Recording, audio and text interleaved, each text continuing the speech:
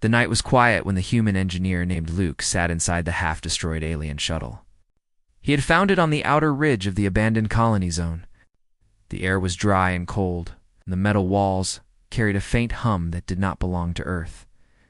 He did not know what was inside, but his curiosity had already taken control of him. When the cracked door slid open with a weak hiss, he saw her. She was lying on the floor, her skin glowing faintly under the emergency lights. Her hair, long and silver, fell across her face. She was not human, but not entirely alien either. Her shape, her eyes, her trembling hands, they looked almost human. Luke stepped closer. The moment his hand touched her shoulder, her eyes opened, sharp and bright like molten silver. She looked at him in silence for a moment, then sat up quickly. Clutching the torn remains of what looked like armor, he tried to speak, but before he could, she whispered in a voice both fragile and commanding. "Human, you've seen me without clothes. Marry me now, or they'll kill us both." Luke froze. Her tone carried fear and urgency, not shame or confusion. She looked around the shuttle as if she expected soldiers to burst through at any moment. Her breathing was uneven.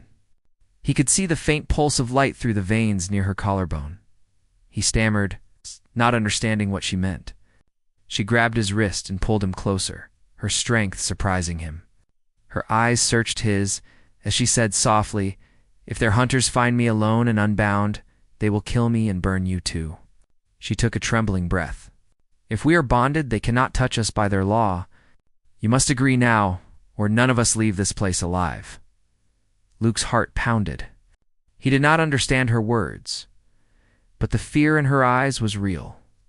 She touched her forehead to his and whispered a string of sounds that made the air hum.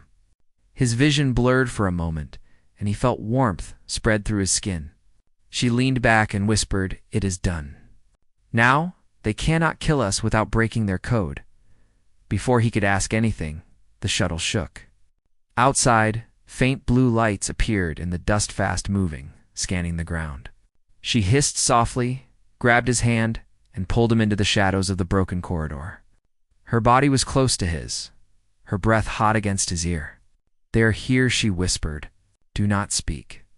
The lights passed across the wreck, moving closer. Luke could hear voices in a strange rhythm, not quite words, more like vibrations. The sound crawled into his bones.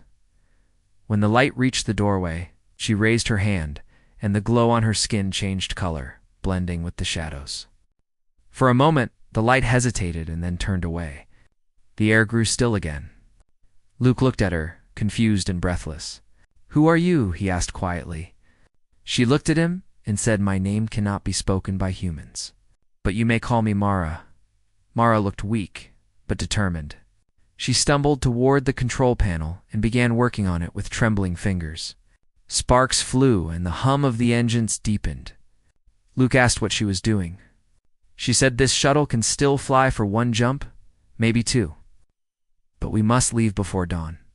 If my people find me with you, they will not believe I am bound to you by choice." Luke followed her outside. The air was full of dust and cold wind.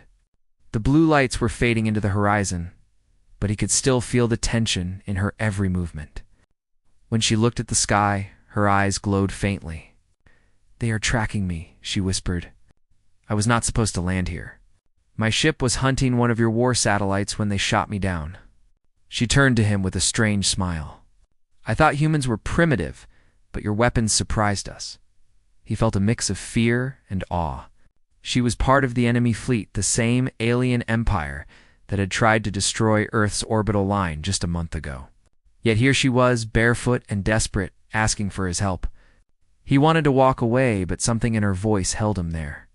He said, "I cannot help you if you plan to go back and fight us."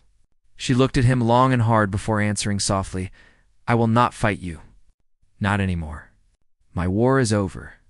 They worked through the night repairing the shuttle. Luke used every tool he had while she guided him through alien systems. Her hands shook each time she touched the metal as if it burned her. When he asked why, she said, "This ship is tied to my oath. It will not forgive me for breaking it."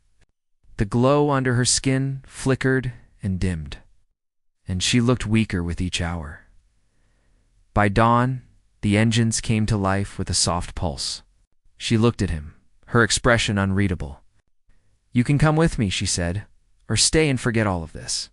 If you stay, they will find you and erase your memory. If you come, you may never return to this planet." He hesitated. The horizon was turning red. He thought of home, of the life he knew, and then looked at her, the alien woman who had risked everything to survive. He said, "If I come with you, what happens to us?" She stepped closer until he could see the faint silver dust in her eyes. "Then we remain bound," she said quietly. "You become part of my line, and my enemies become yours." She looked away then, added softly, "And my heart too will be yours until the bond fades." Luke felt a strange warmth rise in his chest. He nodded. The shuttle rose into the sky, leaving the dust and the broken world behind. The stars grew brighter as they climbed through the thin air. Inside the small cockpit, she looked different, calmer, but still tense. He watched her fingers trace symbols in the air, and he realized they were prayers or perhaps commands. She looked at him once more and said, "If they chase us, we run to the dark side of the moon. If we reach it, we live." Minutes later, alarms filled the cabin.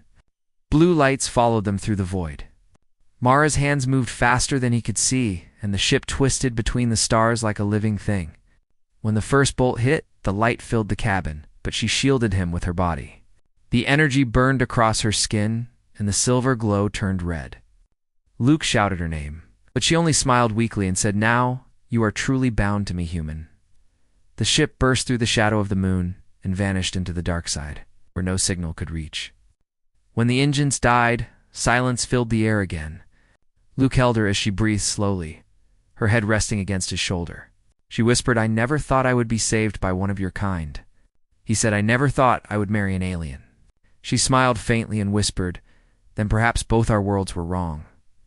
Outside, the stars turned, and the small shuttle drifted in the endless dark.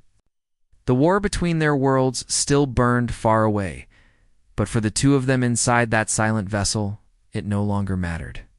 They had defied both sides and written a story that neither empire would believe.